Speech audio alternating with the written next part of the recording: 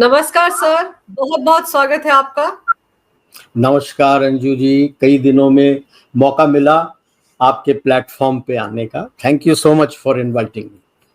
Sir धन्यवाद मुझे करना है कि आपने अपने बिजी शेड्यूल में से कुछ टाइम मेरे लिए निकाला। बहुत बहुत अरे धन्यवाद सर। सर ये जो डोनाल्ड ट्रंप है, ये सुबह सुबह जब उठता है तो भारत को कोसने के अलावा कोई काम नहीं करता है। आजकल आप देखो, नई धमकी आ गई है, 24 घंटे में भारी टैरिफ लगा दूंगा भारत पर। भारत एक अच्छा साझेदार देश नहीं है भाई, अब ऐसा है कि बच्चे को आप खिलौने के दुकान पे ले जाइए और माता पिता उसके चहेता खिलौना ना दे और वो बच्चा टेंट्रम फेंके। ये है डोनाल्ड ट्रंप। और पेरेंट जो है वो हमारे मोदी जी हैं। वो बात कर रहा है, कोई जवाब ही नहीं आ रहा। रोज रात को उसको तो मेरे को लगता है नाइटमेयर्स आते होंगे, बुरे सपने आते होंगे कि मोदी जी ने ये कर दिया वो कर दिया, तो उठ के गुस्से में कुछ ना कुछ बोलता रहता है। ये एसेंशियली एक ब्रोकर है, ठीक है। मैक्सिमम इसका एक रियलिटी शो और फेल्ड ब्रोकर है, सक्सेसफुल भी नहीं है। एक इसका रियलिटी शो चलता था 2008-9 के आसपास, दी अप्रेंटिस ऐसे कुछ, वो ही एक थोड़ा बहुत ठीक चला था, फुल स्टॉप। तो इकोनॉमी के बारे में तो इसको कुछ नहीं पता। अब 100% भी लगा दे, प्रॉब्लम ये है, ये समझता है कि बस फैक्ट्री अमेरिका आ जाएगी और सब कुछ ठीक हो जाएगा। कंपनी अमेरिका में फैक्ट्री लाएगी ही नहीं, इसके बनिस्बत सब बाहर छोड़ के जा रहे।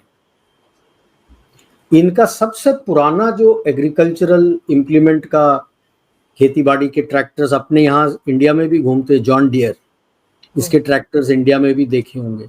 उसने तो दुकान बंद करके वो मेक्सिको जा चुका। एप्पल पूरा इंडिया में बनाने वाला है। अमेजॉन अभी कतार में खड़ा है निकलने के लिए, वो आएगा मोस्ट प्रोबेबली दुबई या अबू धाबी में, लेकिन पूरा कार्यकाल उसका पूरा फंक्शनिंग कंपनी का भारत से होगा। हेडक्वार्टर्स वहां रखेगा, बाकी सारा कुछ यहां पे। जैसे कईयों का होता है, हेडक्वार्टर्स मुंबई में है, बाकी सब जगह उनकी फैक्ट्रियां फैली रहती हैं। बोइंग देख रहा है बाहर निकलने के लिए, फोर्ड देख रहा है बाहर निकलने के लिए। बेसिक चीज जो ट्रंप को नहीं समझ में आता, एक कोई भी बड़ी कंपनी आज सब कुछ अपने प्लांट में नहीं बनाती। वो केवल जो 15 से 20% जो नीश टेक्नोलॉजी बोलते हैं हम, उसी को वो उस पे कंट्रोल रखता है कि किसी और पे ना चला। उसका वो उसके प्रोडक्ट की पहचान है। बाकी सारा कुछ विदेश में बनता है, यूएस में नहीं बनता, क्योंकि यूएस में लेबर का कॉस्ट इतना हाई है कि जैसे भारत का ही ले लो, भारत के बनिस्बत 3 गुना ज्यादा है। कुछ बनेगा वहां पे तो 3 गुना ज्यादा महंगा पड़ेगा। एज दे से डजंट मेक इकोनॉमिक सेंस। अब बोइंग को ही ले लीजिए आप, उनका एक बड़ा प्लांट चाइना में है। कई सारे पार्ट्स हैं जो भारत में पिछले 15-1 साल से बन रहे हैं। हमारे पप्पू मियाँ तो फेंकते रहते हैं कि अनिल अंबानी को क्या पता कुछ बनाने का, उसको शायद पता नहीं। डोर ऑफ एनी एयरक्राफ्ट बहुत क्रिटिकल होता है, उसके किस तरह से लॉकिंग सिस्टम वगैरह, पूरा प्रेशर मेंटेन होने का, वो उसके फैक्ट्री में बनता है, यहां से और जाता है। उसके हर जहाज के लिए, एयरबस के लिए भी काफी सामान बनता है। तो ये सारे सामान बन के बोइंग के सियाटल में केवल अब इंटीग्रेट होता है, सब जुड़ता है और उसके बाद वो निकल के जाता है। अब सब विदेश में सब बनता है, आपने सब देशों से तो पंगा ले लिया, सब पे टैरिफ डाल दी, तो अब बोइंग को सियाटल में इंटीग्रेट करना भी महंगा पड़ रहा है। एयरबस के साथ कैसे कंपीट करेगा?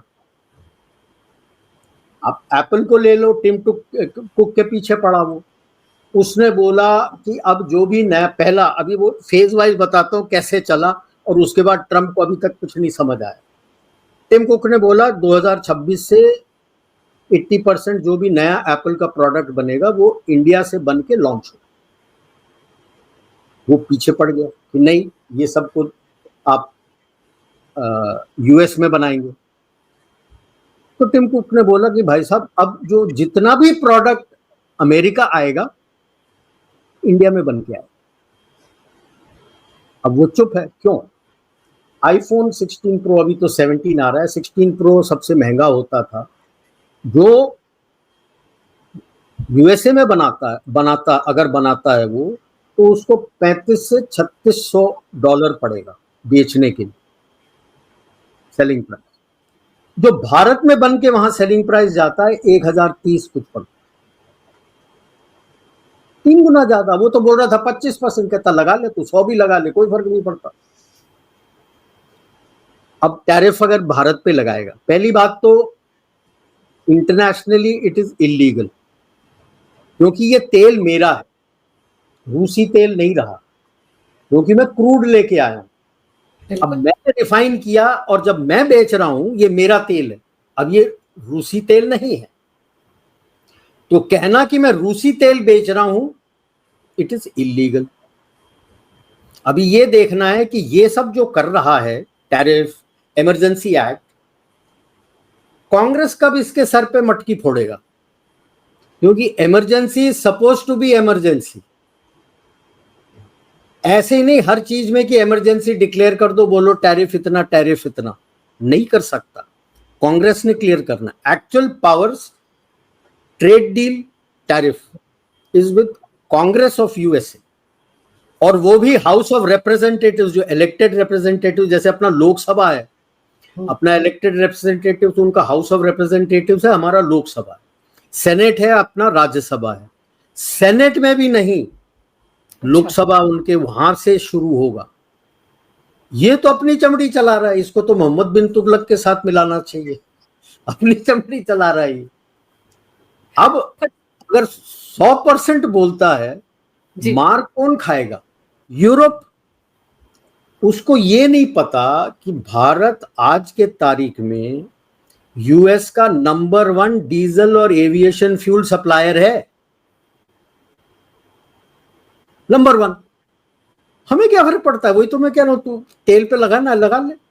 ये भी लेता है, छुपाते हैं, ये भी लेता है एविएशन फ्यूल। यूएस भी खरीदता है हमसे, लेकिन वो बताता नहीं है एविएशन फ्यूल कितना ले रहा है। अच्छा, सस्ता पड़ता है ना, शेल का एविएशन फ्यूल महंगा पड़ता है।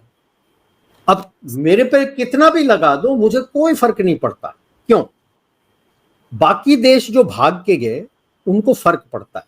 अंतर क्या है, मोटे मोटे तौर पे बताता हूं।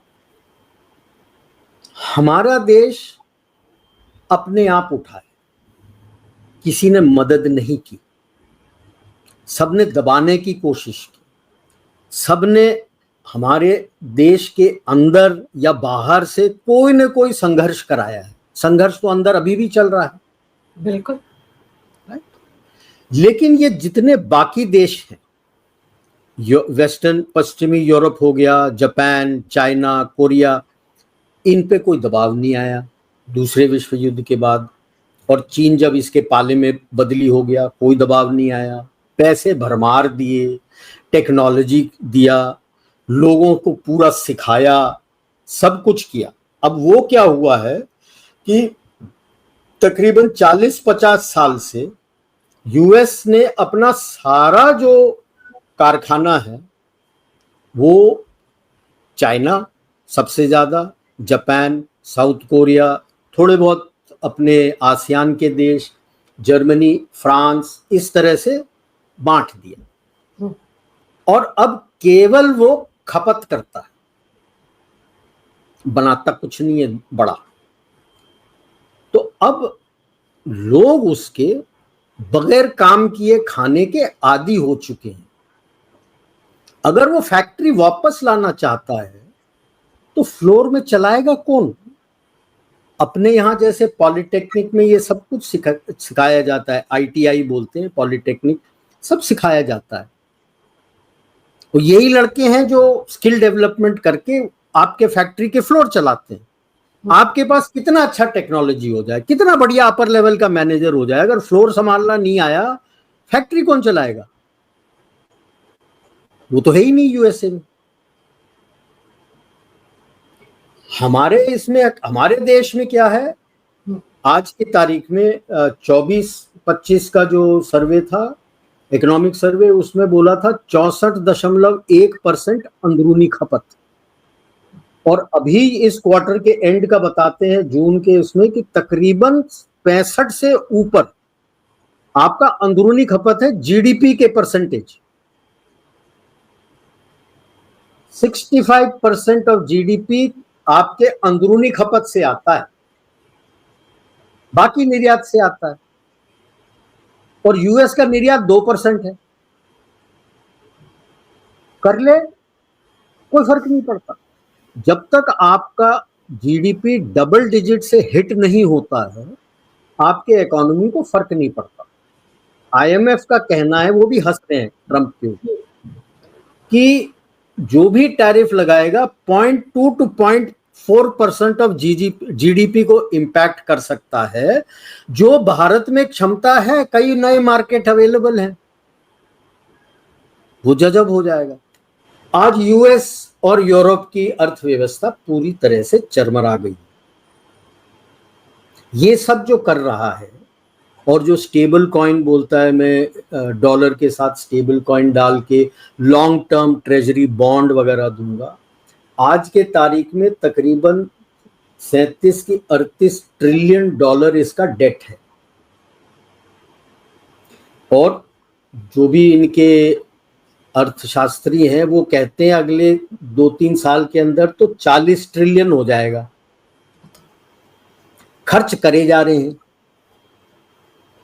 कलेक्शन कम है, क्योंकि ये सारा पैसा अपने बड़े बिजनेस वालों से लेते हैं और उनको ये ज्यादा टैक्स नहीं कर सकते।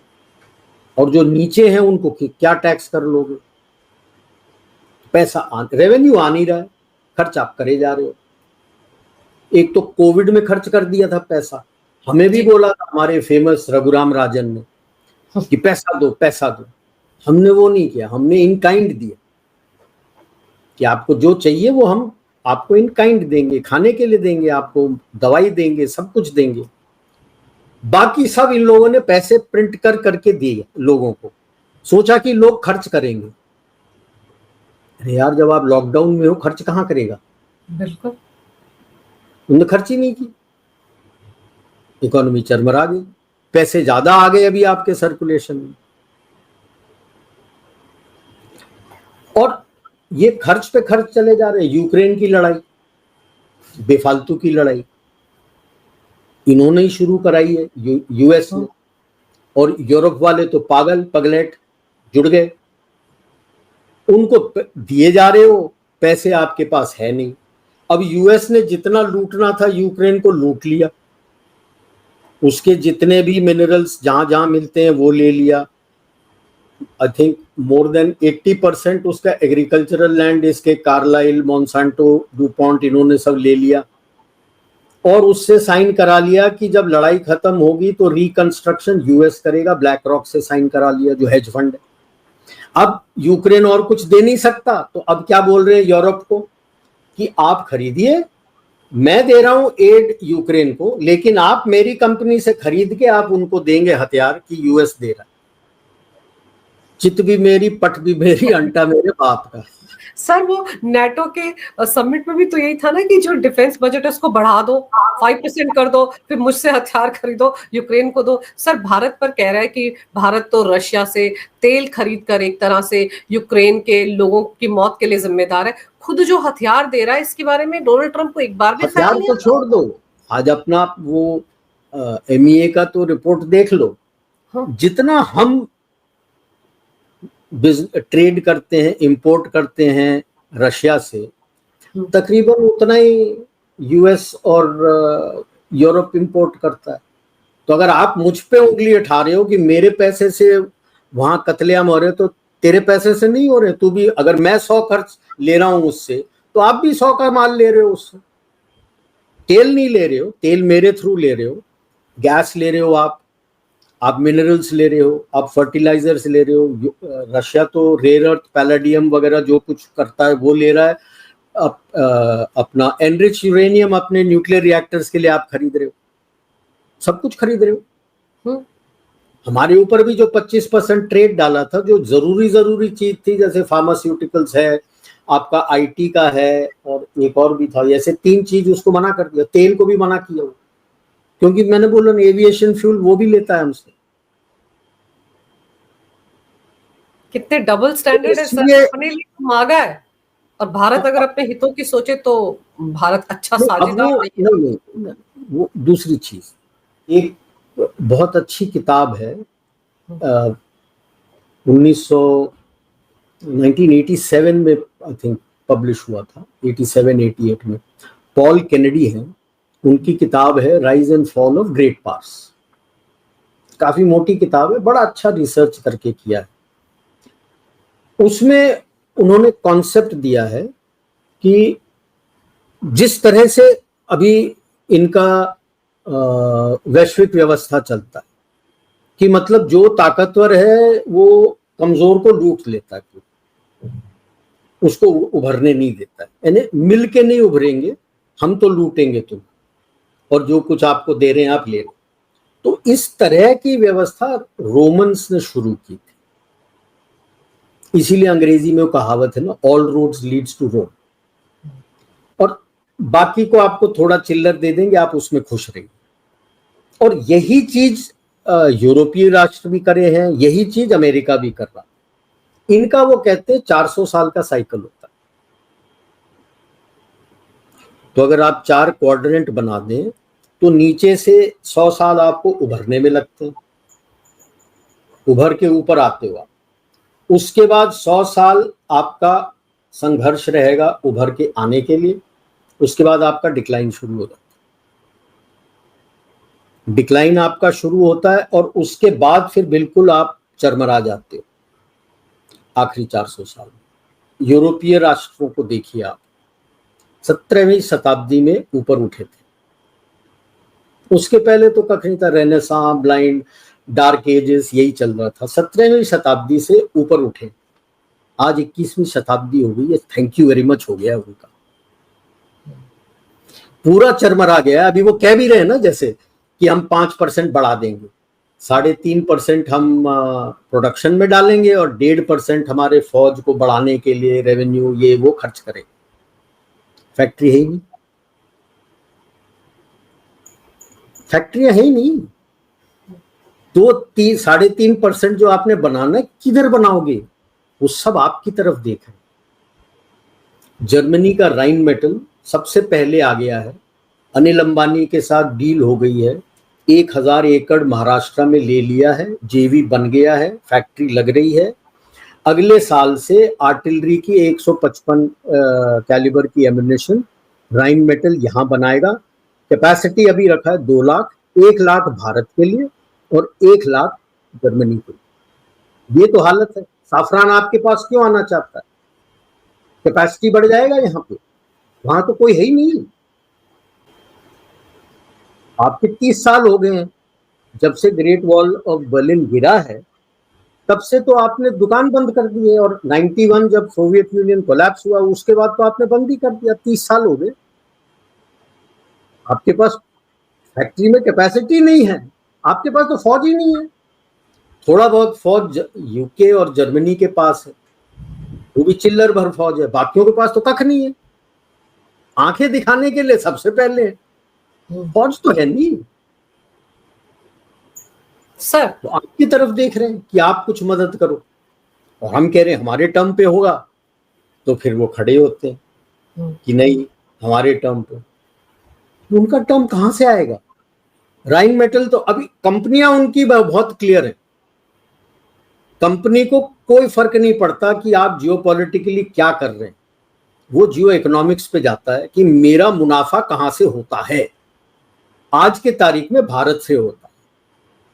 और अंतर मैं बता देता हूं, जो पहले विश्व युद्ध के और आज के तारीख में, पहले विश्व युद्ध के बाद ये महामंदी यूएस में क्यों हुआ? अंदरूनी खपत की काबिलियत नहीं थी। आप में वो प्रॉब्लम नहीं है। 65% एंड ग्रोइंग। 2030 तक वो रिपोर्ट कहता है कि आपका अंदरूनी खपत 70%। तो वो इसीलिए आना चाहते हैं कि यार बाहर किसी के पास खरीदने की ताकत हो ना हो, 70% तो मेरा यहां बिक जाएगा। बिल्कुल, ये अंतर है। और अब आप उठ रहे हो, आप 75 साल के साथ आगे हो, अब आप उठ रहे हो।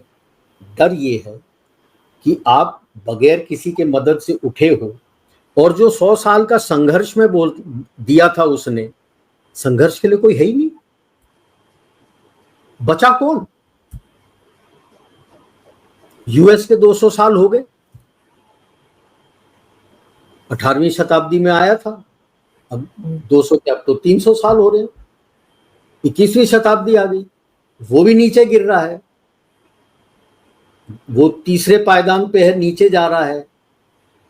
यूरोप चौथे पायदान पे है, नीचे जा रहा है। आप पहले पायदान पे आके ऊपर उठ रहे हो, दूसरे पायदान पर। आपको रोकने वाला कोई नहीं। ये डर समाया हुआ है इनके दिलो दिमाग में, और यही चीज है जो रातों की नींद हराम हो रखी है ट्रंप की। रोको तो कहां से रोको? इसीलिए सर टैरिफ की धमकी पे धमकी। पर सर एक चीज ये समझाइए कि जैसे जो धमकियां ये पुतिन को दे रहे थे डोनाल्ड ट्रंप, लेकिन अब ट्रंप थोड़े पीछे हट गए, किसी दूत को भेज रहे हैं रशिया बातचीत के लिए, व्यापार के लिए। ये सब क्या है? मतलब डोनाल्ड ट्रंप को अकल ठिकाने लगा दी पुतिन ने, और रही सही तो मोदी ने ही पूरी कर दी, मुई नहीं लगा रहे उसको। ट्रंप का एक बड़ा तगड़ा मीम आज भी बहुत कायम है, और जब से आया है तब से वो चलता है। टाको, TACO। एक चिकन, पूरा उसके फेस के ऊपर, बदन के ऊपर चिकन बना देते हैं। Trump always chickens out. मैंने बोला ये स्कूल यार्ड बुली है। स्कूल यार्ड बुली को हुर्र बोल दो तो वो पैंट गीली हो जाती है उसकी। इसने जब ओरेशनिक मिसाइल बॉर्डर पे लगाया तो ट्रंप बोला मैं 2 न्यूक्लियर सबमरीन भेज रहा हूं। ये बच्चों का खेल नहीं है। जब न्यूक्लियर सबमरीन ऐसे भेजा जाता है, कोई बता के नहीं भेजता कि मैं भेज रहा हूं, ठीक है? तो उसने बोला ठीक है, मैं तो आपके न्यूक्लियर ट्रीटी से बाहर जा रहा हूं, आ जाओ, हम तो ठोकेंगे आपको। गीली हो गई पैंट। दम नहीं है इसमें कुछ भी यार। अगर हर बार बोले कि मेरे को सब आता है, मेरे को सब आता है, मेरे को सब आता है, तो दिख रहा है ना क्या आता है? कुछ नहीं आता। इसको लाया था गहरे राज्य ने, जॉर्ज सोरोस और उसके जो लेफ्टिस्ट चीन और इस्लामिक दोस्त थे, उनको खत्म कर दिया। शुरू के कदम तो ठीक लिए थे, यूएसएड बंद कर दिया, सब कुछ बंद कर दिया, जिससे ये पैसे लूट रहे थे। पैसे तो इनके पास खुद हैं, और जो मिल रहा था उससे भी काफी लूटा है। आप देख लो, यूएसएड के पैसे से हर साल हिलरी क्लिंटन की बेटी चेल्सी क्लिंटन को $81 मिलियन दिया जाता था। किस चीज के लिए किसी को पता नहीं। $81 मिलियन, मुफ्तखोरी। तो वो एक अच्छा काम किया, लेकिन गलती इसने कुछ कर दी, क्योंकि दूसरे पाले में काफी गहरा जो घुसा हुआ है वो है बिल गेट्स। उसी चलते एप्स्टीन लिस्ट में भी उसका नाम है। इसकी बीवी इसको छोड़ के जा चुकी, बिल गेट्स की बीवी इसको डिवोर्स कर चुकी। पैसा है तो इसलिए उसके फाउंडेशन के साथ जुड़ी हुई है। बिल गेट्स पाला बदल के इसके पास आ गए। अब पता नहीं ये नोबेल पीस प्राइज का कीड़ा किसने दिमाग में डाल दिया। अब जो कुछ भी है, मतलब Nobel peace prize, Nobel peace prize, Nobel peace prize. कई लोग तो यहाँ पे कुछ चैनल में हंस रहे हैं, कहते हैं यार एक मोदी पीस प्राइज बना के उसको थाम दे, खुश हो जाएगा। सर मुझे लगता है कि बराक ओबामा ने भी लिया था ना नोबेल पीस प्राइज। इसको लग रहा मैं उस लेवल तक आ जाऊं, मैंने सब कुछ तो कर लिया, 2 बार मैं भी बन गया हूं प्रेसिडेंट, लेकिन एक नोबेल पीस प्राइज मुझे नहीं मिला। हो सकता है इसलिए ये राग अलाप। बिल्कुल, क्योंकि वो बराक ओबामा से बहुत नाराज है। और ये पहले डेमोक्रेट में था बाय द वे। फिर बाराक ओबामा ने ये, क्योंकि ये मीडिया में मैंने बोला था ना 8-9 में आया था ये स्टैंड अप कॉमेडियन जैसे और अपना रियलिटी शो, तो उसने बाराक ओबामा पे 1-2 ऐसे ही कॉमेडी कर दिया था, तो जो बाराक ओबामा को खल गई। उसने इनको प्रेस का एनुअल इनका एक डिनर होता है, उसमें बुलाया, सामने बैठा के इसको बहुत बेइज्जत की, बगैर खाना खाए ये चला गया। उसी वक्त इसने पाला बदला, रिपब्लिकन गया सिंगल माइंड कि मैं प्रेसिडेंट बन के दिखाऊंगा। अच्छा, बाराक ओबामा ने कख किया ही नहीं, बल्कि आई थिंक संसार में सबसे ज्यादा युद्ध तो बाराक ओबामा ने शुरू करा है। Just because he one the election उसको नोबेल प्राइज दे दी। ठीक है, तो अब जो दूसरा गुट है उसने इसके ऊपर कब्जा कर लिया, और आप खड़े हो अभी गहरे राज्य के क्राउन काउंसिल के साथ। अब वो और तड़प है, क्योंकि ये क्राउन काउंसिल पे कब्जा लेना चाहता था कि मैं राज करूंगा, इस कहने प्रेसिडेंट के बाद भी मैं क्राउन काउंसिल में रहूंगा, राज करूंगा। अब ये जो 400 साल ये साम्राज्य जो चलाए थे, इतने इनको अभी और किसी से मतलब नहीं है कि हमारा पैसा बनना चाहिए। जितना लूट रखा है, ये black rock, Vanguard, state street, ऐसे 12-15 बड़े हेज फंड्स हैं जो इनका पैसा संभालते हैं। एट लास्ट काउंट इनका तकरीबन $400 ट्रिलियन था। Global GDP 100 trillion. तो आप समझते हैं कि कितना पैसा है इनके पास जो चलाते हैं। ठीक है, और ये सारा लूट का पैसा। जैसे अपने थरूर जी ने कहा था कि 45 ट्रिलियन पाउंड लूट के गए थे। ये 45 ट्रिलियन पाउंड यूके को नहीं गया। यूके डेमोक्रेसी नहीं है, पहली बात। कहने के लिए डेमोक्रेसी है, डेमोक्रेसी नहीं है। यूएस भी डेमोक्रेसी नहीं है। हम तो फिर भी थोड़ा बहुत रिप्रेजेंटेटिव डेमोक्रेसी है। फुल डेमोक्रेसी केवल स्विट्जरलैंड है। यूके में, लंदन में there is a 1 mile square place called City of London. Buckingham Palace और अपना पार्लियामेंट इसके, उसका मेयर अलग है, लंदन का मेयर अलग है। सिटी ऑफ लंदन का मेयर किंग को जवाबदार है, पार्लियामेंट को जवाबदार नहीं है। कभी भी आप ब्रिटिश पार्लियामेंट का सेशन आप देखेंगे तो स्पीकर के पीछे दाहिने हाथ पे एक आदमी बैठता है या औरत बैठेगी। नॉर्मली सिटी ऑफ लंदन का मेयर बैठते हैं या उनके रेप बैठते हैं। वो डिसाइड करता है कौन सा बिल टेबल हो। ये कौन सी पार्लियामेंट हुई भाई? हमारे यहाँ तो स्पीकर बैठ के, सबके साथ बैठ के आप टेबल करके कैबिनेट डिसाइड करता है क्या क्या जाएगा, वो डिसाइड करता है। और वो उसको कौन बताता है? किंग बताता है। तो कौन सी पार्लियामेंट हुई है? वहां से उस कटघरे में फाइनेंशियल हब ऑफ वर्ल्ड है। आपकी जितनी शिपिंग है उसका जो अपना इंश्योरेंस होता है, लॉयड्स इज देयर। तो $45 ट्रिलियन इनके पास है, यूके गवर्नमेंट के पास नहीं है। जब भी तो वो फक्कड़ घूम रहे, तो वो क्यों छोड़ देंगे? पहले हिचकिचाहट थी, जैसे पहले भी मैंने बताया था, आपको भी समझाता हूं। अपने अंबानी जी के बेटे, सबसे छोटे बेटे की शादी के बारे में तो आपने सुना होगा कि ये किया, पैसे खर्च किए, ये किया। पहले 2 की शादी में क्यों नहीं किया? ये तब भी बहुत अमीर था। तीसरे बच्चे की शादी में 2 प्री वेडिंग इवेंट्स, मेजर। वहीं आपकी डीलिंग चल रही थी गहरे राज्य के साथ। गहरे राज्य, डीप स्टेट और आपकी क्राउन काउंसिल और उनका कमिटी होता है। क्राउन काउंसिल है, उनके साथ जो उनके एरिस्टोक्रेट्स होते हैं वो कमिटी में है। उसके नीचे आता है एक राउंड टेबल जो एग्जीक्यूटिव होता, वो पॉलिसीज बता देते, उसके बाद इसने जैसे करना है जो करना है। इस राउंड टेबल में होता जॉर्ज सोरोस चलाता था। अब उसको लात मार के निकाला, अभी देखना कौन आएगा।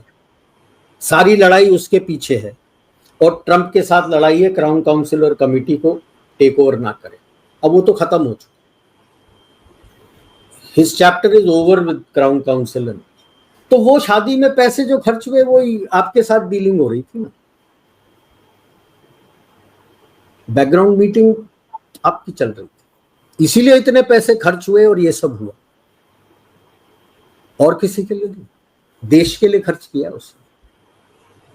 और उसको गाली दे रहे थे ये लोग जो जानते नहीं है क्या हो रहा है। अब आप सीना तान के खड़े हो क्योंकि आपको पता है कि आप सही रास्ते पे हो। अभी आप देख लो जो आपने डील किया है, यूरोप के 4 देश हैं, नॉर्वे, आइसलैंड, स्विट्जरलैंड एंड लिechtenstein। $100 बिलियन आपके देश में इन्वेस्ट करने वाला, 100 billion. And you are going to have JVs and equitable profit distribution. Trump जैसा नहीं, 550 बिलियन मांगा है जापान से, कहता है जो भी आप कंपनी सेट करोगे 90% प्रॉफिट मेरा, 10% तेरा। इसकी और चीन में अंतर क्या रहा? बिल्कुल। तो अभी मेरे को लगता है ये चल रहा है कि अभी क्राउन काउंसिल में इनके पुराने ये आए हुए थे MNCs, कार्लाइल, ड्यूपॉन्ट, ये सब जो पुराने खानदानी MNCs हैं वो भी निकल जाएंगे। तो इन्होंने पैसे दे के, इन्होंने बोल के, इनके बोलने से ट्रंप को लेके आए, तो फिर भरोसा कहां रहेगा कि आपने किस जैसे आदमी को लेके आए जो हमारा ही पकड़ खत्म करना चाहता है। चीन और इस्लामिस्ट को निकाला इसीलिए था क्योंकि चीन ने 2017 में बोल दिया था ग्लोबल और world order with Chinese characteristics, मतलब क्राउन काउंसिल की पकड़ गई। और जब यूक्रेन की अपने गाजा की लड़ाई हुई तब तक इन्होंने आवाज शुरू कर दी, और उसके पहले भी आवाज शुरू कर दी ग्लोबल उम्मा। ग्लोबल उम्मा मतलब इनकी पकड़ खत्म। तो ये दोनों आउट हो गए तो लेफ्टिस्ट और जॉर्ज सोरोस भी आउट हो गए, वही लेके आया था। तो इसीलिए तो वो यूनिवर्सिटी सबके पीछे पड़ गया, केवल हार्वर्ड बचा है। वो वहां तक सही था, उसके बाद पता नहीं कहां से दिमाग चट गया इसका। सर अब आपको क्या लगता है ये जो जो कुछ हो रहा है, डोनाल्ड ट्रंप जिस तरह से पेश आ रहा है भारत के साथ, भारत ट्रेड डील वाकई करेगा उसके साथ? वो चाहता है कि जैसे EU और जापान ने उसके साथ ट्रेड डील करा है, हालांकि उस ट्रेड डील का कोई मतलब नहीं है क्योंकि जापानीज PM लोगों को पता लग गया था कि ये साइन करने वाला है। मिड टर्म इलेक्शंस में उसका पार्लियामेंट में पकड़ खत्म है। दोनों अपर हाउस, लोअर डाइट बोलते हैं उनका, अपर हाउस लोअर हाउस में उसके पास मेजॉरिटी है नहीं। He is a minority prime minister, पास करके दिखा ले। इसी ट्रेड डील के पीछे हारा है वो। इसको 125 सीट के ऊपर हुआ था, 50 जीतने थे, 50 भी नहीं जीता, 30 की कुछ जीता है। तो ये जो ट्रेड डील साइन किया, जब तक इनका पार्लियामेंट रैटिफाई नहीं करेगा नहीं होगा।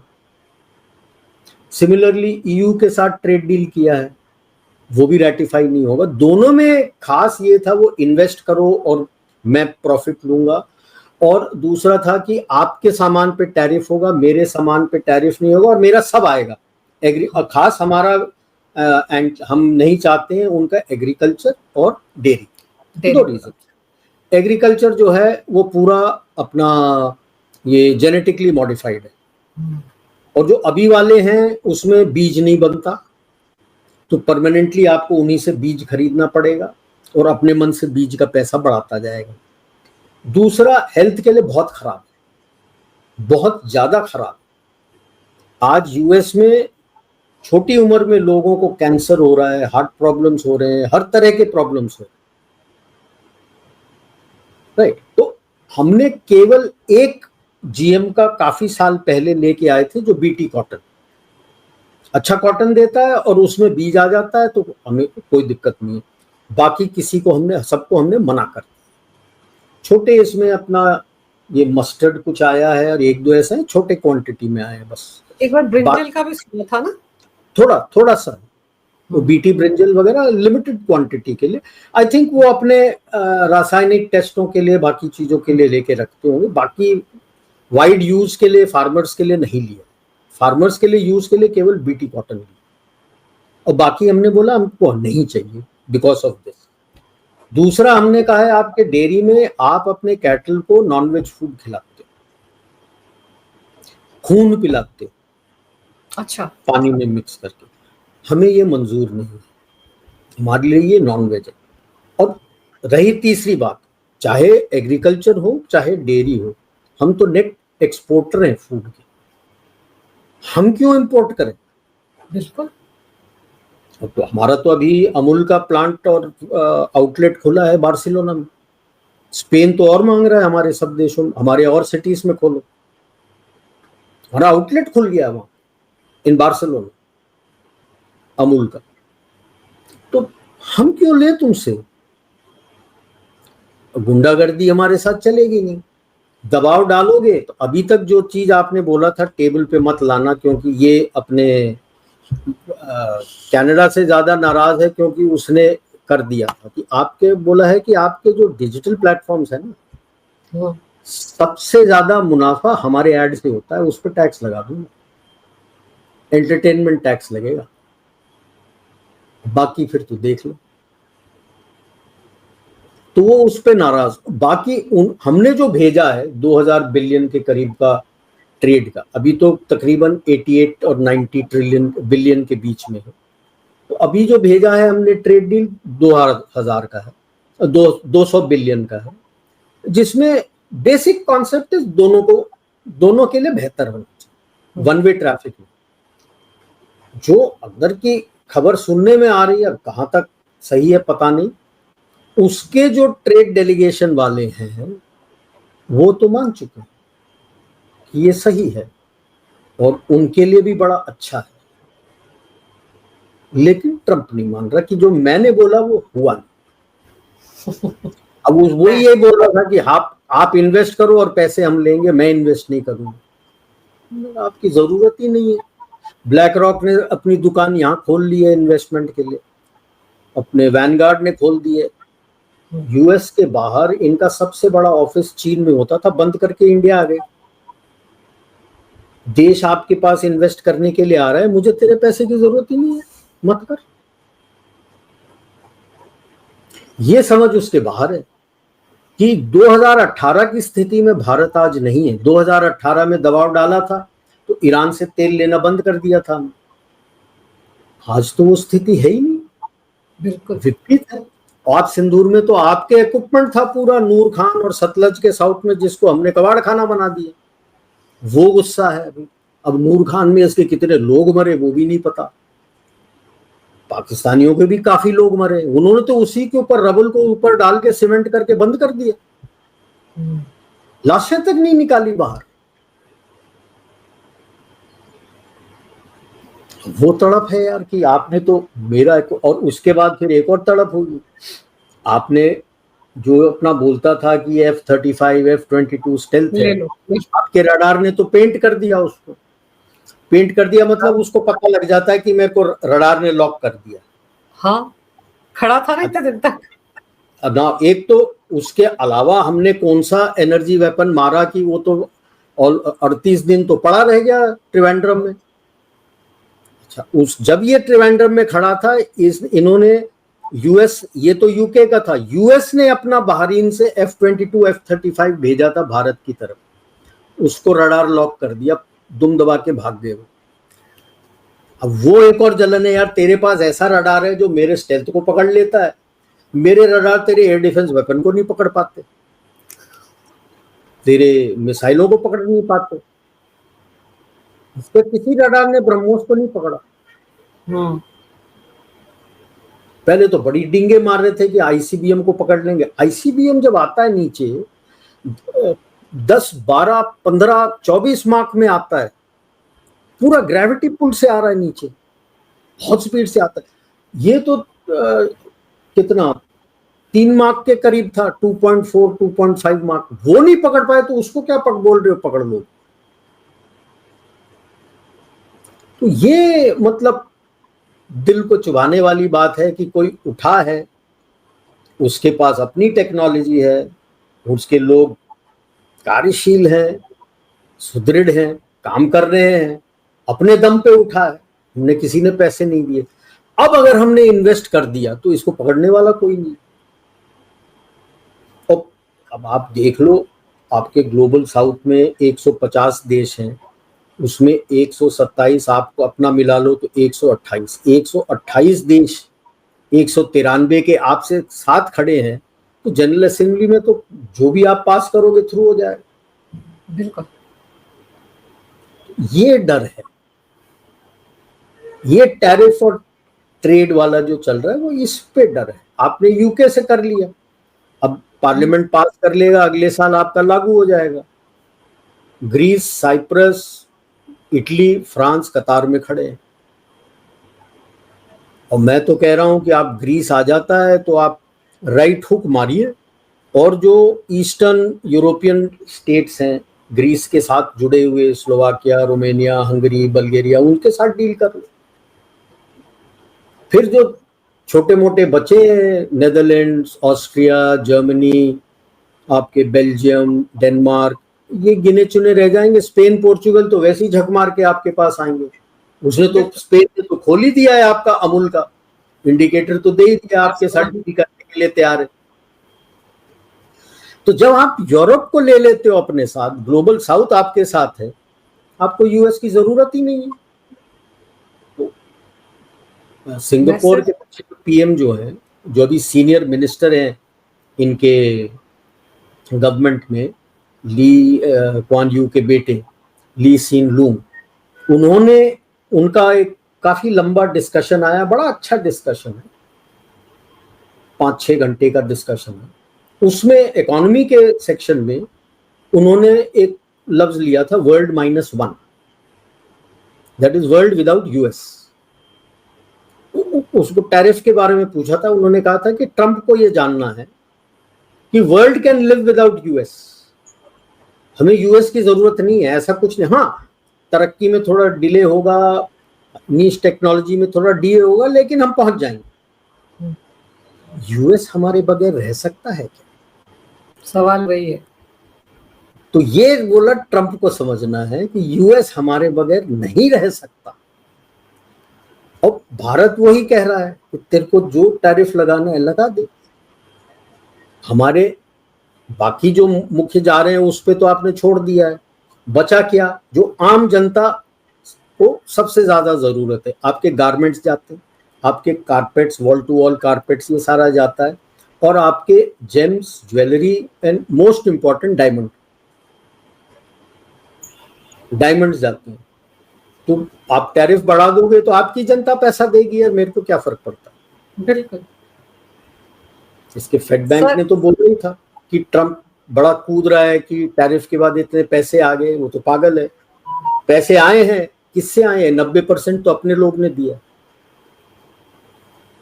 सर, डोनाल्ड ट्रंप का दरअसल यही रोना है, ऐसा लग रहा है उसने नाक का सवाल बना लिया इस टैरिफ को, इसीलिए हर रोज उठकर इस तरह का राग अलाप रहा है। लेकिन सर, अब देखते हैं कि भारत ने तो चुप्पी साध ली। इतना बोलने के बाद साथ में उनको पता है कि 25 अगस्त को आने वाले हैं उनकी ट्रेड डेलीगेशन।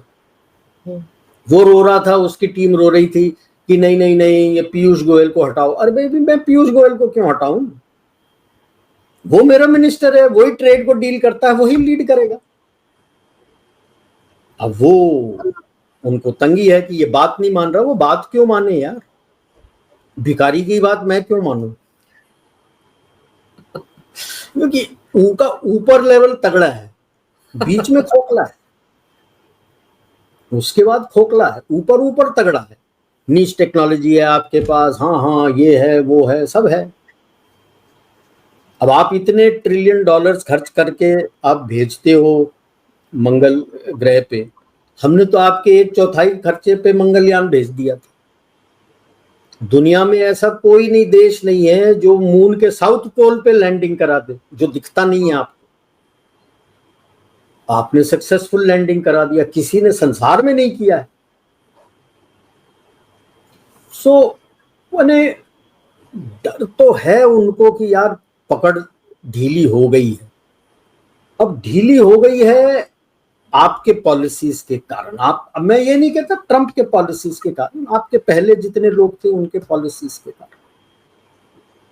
अब जो ढीली हो गई है वो ढीली हो गई है, दोबारा पकड़ में तो आएगा नहीं। क्योंकि अगर आपको मैन्युफैक्चरिंग शुरू करना है तो आपने स्किल डेवलपमेंट शुरू करना। अब लोगों को समझ आएगा कि 10 साल Modi ji skill development skill development skill development क्यों कह रहे थे। बिल्कुल। अगर आपको नई टेक्नोलॉजी के साथ फैक्ट्री लगानी है तो आपके पास स्किल्ड लेबर होना चाहिए। आपके पास जो डेमोग्राफिक डिविडेंड हम बोलते हैं कि भाई यूथ आपके पास इतना है, तो वो डबल एज स्वॉर्ड होता है। अगर उसको स्किल एज नहीं किया तो वो अंग्रेजी में कहावत है, empty mind is a devils workshop, वो किसी भी तरह जा सकता है। अब आप पाकिस्तान में देख लो ना, उसने 21, हमने तो 14-17 तक एक्सेप्ट कर लिया था कि 17 उनके एयरफील्ड्स मारे। इसने 4 और जोड़ के 21 जो एयरफील्ड के लिए टेंडर निकाला। टेंडर क्या निकाला? विदेशी टेंडर। मतलब उसको भी पता है कि उसकी शिक्षा प्रणाली इतनी चरमरा गई है जिहादियों से कि एक एयरफील्ड रिपेयर नहीं कर सकता, अंदर कोई बंदा नहीं है एयरफील्ड रिपेयर करने के लिए, और हमसे पंगा लेने चला है। So that is the disaster he has to understand कि लोग संसार में हंस रहे हैं कि भारत का हाथ छोड़ के हाथ पकड़ा तो भी किसका? पाकिस्तान का, जो गधे एक्सपोर्ट करता है सर। चाइना गधे तो लेता है उनसे, तो गधों के साथ एक डील कर ली है। अब पता नहीं उस डील में होगा क्या। नहीं, अब जैसे तेल का डील बोलता है ना ये, हाँ, तेल का डील थोड़ा रिसर्च कर लेना चाहिए था। हाँ, आज से 15 साल पहले इसी तेल को रिपब्लिकन्स को बेचा था, ठीक है। कॉन्डोलीसा राइस वो निकल के वो एक्सन मोबिल में गई थी, वो कंपनी लेके आई कराची के बाहर, कितना 5530 मीटर्स डीप तक डिग करके चले गए, पता नहीं कितने वेल्स इतने डीप डिग करके गए, घंटा मिला है। 1 साल रहे, 2011 में छोड़ के चला गया। रिकॉर्डेड है उनके, उसके पास, एनर्जी डिपार्टमेंट के पास। पूछा तो है नहीं, क्योंकि पूछना तो नहीं है, मुझे सब पता है, सब गधे, मेरे पहले सब गधे थे। अब पूछ लेता तो इससे पूछ भी लेता ना, अगर पता लग जाता तो इससे पूछ भी लेता। इसको तो आजकल मैं मुन्नी बेगम बोलता हूँ क्योंकि इसने खुद कहा कि हम यूएस के साथ खड़े हैं, नहीं उम्मा के साथ खड़े हैं, यूएस के गोदी में बैठे हैं और चीन के साथ सोते हैं। तो फिर तो आप तो कोठे वाली मुन्नी बेगम ही हो गई, और कौन हो गई? मुन्नी बेगम सब पूछ लेते कि कौन से तेल की बात कर रहे हो। सर, भारत ने ना पाकिस्तान और अमेरिका को ने एक ही पेडेस्टल पर आकर छोड़ दिया है, ना इधर बात ना उधर बात। अब नहीं, पीछे अपनी डेलीगेशन की बात होती रहती है, क्योंकि समझदार लोग हैं वहां पे। इसने अपने आप को पागलों के साथ घेर रखा है। पागलों से क्या, मैं तो वैसे भी कहता हूं, हमारे बड़े बुजुर्ग कह गए हैं कि जो समझदार होता है वो गधों से बात बहस नहीं करता। हाँ। क्यों? क्योंकि वो आपको उसके लेवल पे लेके आएंगे और एक्सपीरियंस से आपको हरा देंगे क्योंकि गधेपंथी की आपको एक्सपीरियंस है नहीं, उनको है। तो इसलिए बात क्यों करो उसके साथ, इन्हें किस चीज पे बात करो? हाँ। आपको जो चाहिए था दे दिया है। अभी उसको डर केवल ये है कि मेरा डील, और डील जब उसको बोला था तो पीयूष जी ने तो बोल दिया था, क्योंकि तारीख वारीख से नहीं होता, ये नेगोशिएशंस होता है, ये ऐसा नहीं होता कि ये होगा वो होगा ना, आपस में बातचीत होते चलती है, नेगोशिएशंस होता है, समय लगता है। आप देख लो, आपका जो यूके का डील है 2 साल हो गए थे, ऑलमोस्ट 2 साल, वो तो तैयार हो गया था अपना कि भाई दिवाली गिफ्ट आ जाएगा, हाँ आया, अब जाके साइन हुआ है। तो ये तो अभी नेगोशिएशन शुरू किया है हमारे साथ ट्रेड डील का, तो अभी लगेगा समय ना। ईयू वाले अभी देखते हैं, जूते तो पड़ने लगे हैं उर्सुला को यूरोपियन पावर से, तो वो अब आएगी बात करने। हम इसलिए उनके साथ बात नहीं कर रहे क्योंकि ईयू के साथ डील करो, ईयू के पार्लियामेंट का, उसने उस 27 देशों के पार्लियामेंट ने अप्रूव कर, तभी आपका डील थ्रू है। उसके बगैर हम इंडिविजुअल कंट्रीज से बात करके डील कर सकते। नॉर्वे, आइसलैंड, स्विट्जरलैंड और लिechtenstein 1 अक्टूबर से इफेक्टिव है। यूके का भी पार्लियामेंट दोनों का होगा, some time next year effective हो जाएगा। स्विट्जरलैंड, लिechtenstein और यूके का जो एग्रीमेंट थ्रू होता है, हमारे जितने काले धन वाले हैं वो बहुत डरेंगे। काफी सारे ऑफ शोर जो ये टैक्स हेवंस हैं जहाँ पे ब्लैक मनी रखते हैं, quite a lot of them are UK dominion, British dominion, Virgin Islands, ये वो सब ब्रिटिश डोमिनियन। तो एक यूके से साइन हो गया तो वो सब आपके साथ आ जाए, तो वो उनकी धड़कनें तेज हो रही होंगी। सर आपके साथ बात करते हुए 1 घंटा हो गया मुझको, और अभी भी लग रहा है कि आपके साथ इनका भी हुआ नहीं है। हाँ, अभी भी लग रहा है कि बहुत कुछ जानना बाकी है। तो मुझे तो लग रहा है कि आज आपने जो जानकारी मेरे दर्शकों को दी है, बहुत अहम जानकारी है, और आपसे बात करके सर बहुत अच्छा लगा। और मैं उम्मीद करती हूँ कि आगे भी आपके साथ इस तरह के मौके मुझे मिलते रहेंगे। अब लंबा इंतजार कम से कम मुझे नहीं करना पड़ेगा। आपने समय निकाला मेरे लिए सर, अपने बिजी शेड्यूल में से। बहुत बहुत धन्यवाद सर। नमस्कार। जय हिंद। जय भारत। जय भारत।